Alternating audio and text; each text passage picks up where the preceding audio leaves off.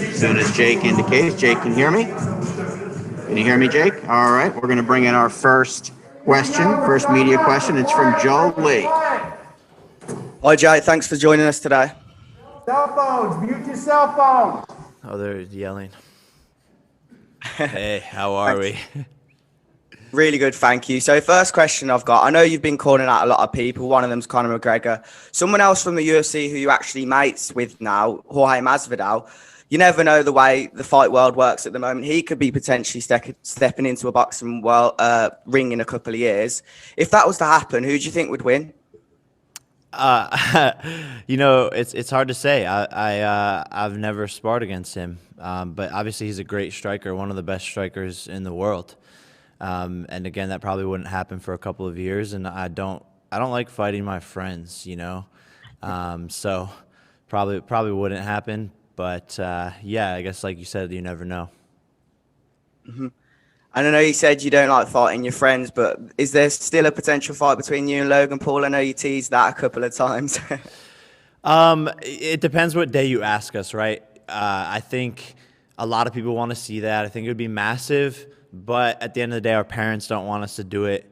And I don't know if I would even want to do it. Sometimes we're mad at each other and we want to punch each other. And other times, like right now, we're perfectly getting along and supporting each other and everything. So the world may never see Jake Paul versus Logan Paul, but hey, you never know. All right, next up is Jake Bennett. You're up, Jake. Hey, Jake Bennett here with Music News and Rumors. It's good to be talking to a fellow Jake. How's it going? Yes, sir. I like that name. So your fame as an internet star precedes you going into this weekend. What do you have to say to people who think you might not be ready for such a high-profile fight? Tune in and see if I am or not. Find out for yourself. TrillerFightClub.com. Order that pay-per-view, because if you're not watching, you're the one missing out. And look, I've dedicated the past 18 months of my life to this, and we've been in serious training camp sparring world champions. So you're gonna see if I'm ready or not. I know you're here for the fight, but there's a lot of fanfare going on in Atlanta around the event. Have you seen the musical lineup, and which artists are you most excited to see and maybe even meet this weekend? Yeah, I mean, that's the beautiful thing about this event is that it's more than just a fight. It's entertainment all the way around.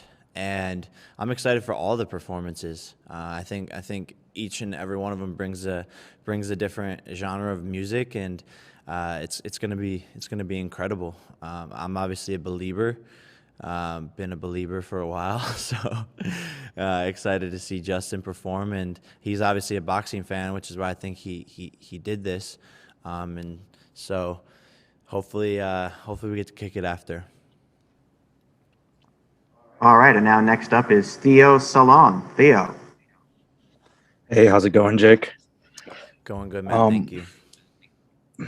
Appreciate you for taking the time. So, so you've mentioned kind of like, disproving the doubters and the haters and, wanting everybody to tune in and kind of see what you've been working on. And, we've seen comments from people, like KSI saying, oh, do the world a favor and knock Jake Paul out. I'm wondering, one, is all of that kind of like hate fueling you? Is that a motivating factor?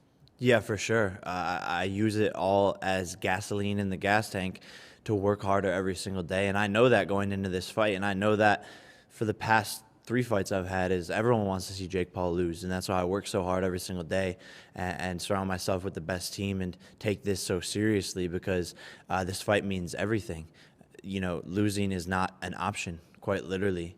It just isn't an option in my head, and it's not it's not going to happen. And I've put in the work, and that's why I'm confident in my ability and confident that I will come out on top. Yeah, I feel that. And then are there any like kind of comments or people in particular that you kind of have bookmarked in your mind, like, oh, I can't wait to kind of like show them wrong? No. I think there's a long list of people that I don't really keep track of it. I'm excited for Dana White to lose $1 million, but other than that, I'm going to prove millions and millions and millions and millions of people wrong. And they have, like you said, motivated me to become the best version of myself over the past couple of years.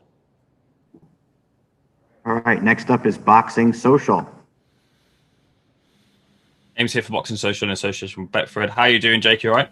Yes, sir. Chilling, enjoying the moment, man. This is crazy. Headlining a fight and my third fight, and it's massive. I mean, Justin Bieber's performing, and this could be one of the biggest pay-per-view events in history. So, just enjoying the moment. Happy to be here. I've got a couple of questions for you, Jake. This boxing path that you're on right now, there's this expectation from the fans who are watching this for you to eventually fight KSI. It's in the comments, it's in the socials. They'll type for you to fight KSI. Like, have you had any contact with KSI in the lead up to this fight, and do you think he still wants to fight you? I don't really want to talk about him anymore. Okay. And with that said, like, as you delve deeper into the fight game, you've been training from the first time you put on the gloves to now. There are levels in the sport. You've got your domestic, international, world-class, elite. What level do you see yourself at now, and what level do you think people see you as? I see myself as an elite fighter right now, a young prospect with a lot of motivation, a lot of hunger. And I think people see me as a shitty amateur. So there's a sort of a big difference, and there's a big gap in between where I'm actually at and what the general audience will think.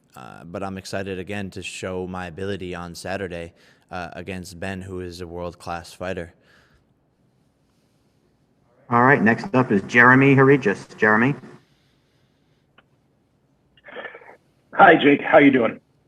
Good, man. Good. So you're kind of talking about how people interpret you as a boxer, but the odds actually have you as the favorite right now. Do you think that's a testament that people are seeing and seeing your boxing talent and taking it as legitimate? Yeah. I mean, someone asked me this yesterday. They were like, how is the guy who's 19-2, an Olympic athlete, a two-time NCAA champion, how is he the proposed underdog? So it